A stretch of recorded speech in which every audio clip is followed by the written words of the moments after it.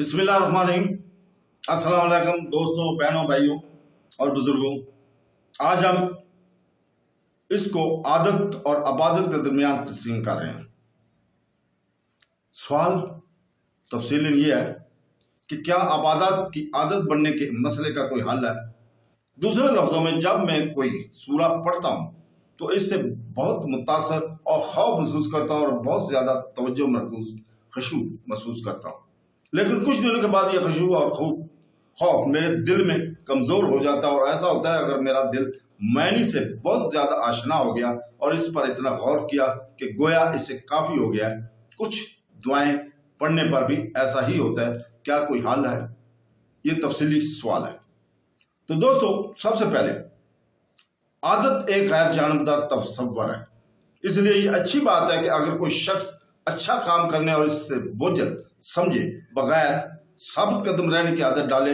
हदीस में आया, नेकी करना एक आदत है जो आसानी से हासिल हो जाए और बुराई जिद है और आदमी सिर्फ जिद की वजह से इस पर कायम रहता है। इसे इब्ने माजा 2221 और इब्ने हब्बान ने अपनी सही 310 में रवायत किया है। उम्मुल मोमिनीन हजरत आयशा रज़ियल्लाहु ताला से रवायत किया है कि उन्होंने कहा, रसूल पाक सल्लल्लाहु अलैहि वसल्लम के पास एक सरकंडे की चटाई थी जिससे आप रात को एक झुंड बनाते थे और इसमें नमाज पढ़ते थे और लोग नमाज पढ़ने लगे, इसकी नमाज की पाबंदी करो, और वो दिन के वक्त इस चटाई को बिछाया करते थे। एक रात वो इकट्ठे हुए और आप रसूल पाक सल्लल्लाहु अलैहि वसल्लम ने फरमाया, लोगों, तुम सिर्फ वही काम करो जिसकी तुम में इस्तात हो, क्योंकि अल्लाह नहीं थकता लेकिन तुम करते हो। अल्लाह के नज़दीक सबसे ज्यादा महबूब अमल वो है जो मुस्तकिल किया जाए, चाहे वो थोड़ा ही क्यों ना हो। और अगर आले मोहम्मद ने कोई काम शुरू किया तो वो इस पर डटे रहेंगे। इसे बुखारी हदीस नंबर 5861 और मुस्लिम 782 ने भी रवायत किया है। जैसे कि अबू तबी तैयब ने कहा, हर शख्स अपनी जिंदगी से जो कुछ हासिल करेगा जो इसकी आदत बन जाती है।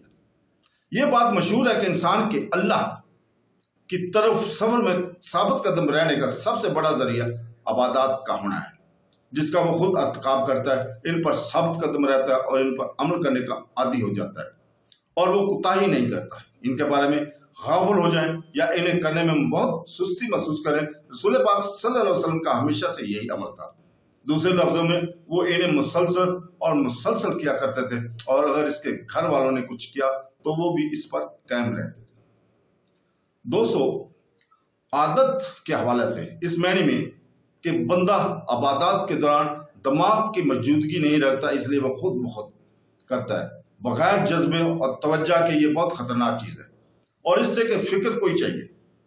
अबादत का स्वाब दिमाग की मौजूदगी और आजिज़ी के साथ मुंसलिक है, जैसा कि अल्लाह ताला ने फरमाया, जिसका तर्जुमा है, यकीनन अहले ईमान कामयाब हुए और वो जो अपनी नमाज में आजिज़ी के साथ मुती होते हैं। सूरह अल-मामून। यह बहुत जरूरी है कि कोई इबादत करते वक्त दिल का ध्यान रहे और इससे गाफिल ना हो। शेख इब्ने बाज रहमतुल्लाह से पूछा गया, मैंने एक किताब में कुछ नसीहतें पढ़ी हैं जिसमें कहा गया कि इबादत को आदत ना बढ़ाओ। एक मुसलमान कैसे अल्लाह की इबादत को हकीकी मायने में अल्लाह के लिए बना सकता है, ना कि महज आदत। अल्लाह आपको जज़ाए खैर अता फरमाए।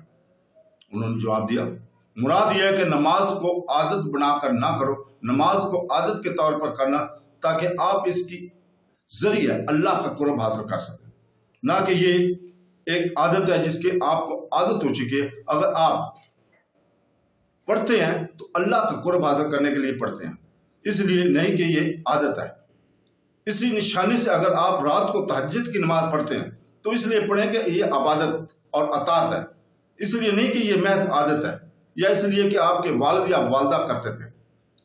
इन चीज़ों में से जो इबादत के दौरान ज़हन की तवज्जो हासिल करने में मदद कर सकती हैं वो दर्ज झैल है। नंबर 1, इबादत में तखय्युर फर्द के मुख्तलिफ इबादत करनी चाहिए, जिनमें नमाज, कुरान पढ़ना, जिक्र, सदका करना, वालिदैन की इज्जत करना, रिश्तेदारियों निभाना, बीमारों की इयादत करना और जनाजे में शिरकत करना शामिल है। अल्लाह की रहमत और फजल में इबादत बहुत से और मतबूआ है।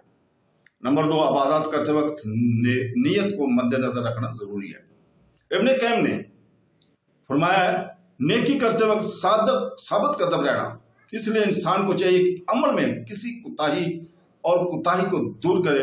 اسے چاہیے کہ وہ اپنے ارادے کو ذہن میں رکھے اور اپنے رب کے سامنے کھڑے ہوتے وقت اپنی توجہ مرکوز رکھے اور اس کے حکم کی تعمیل کرتے وقت غافل نہ رہے۔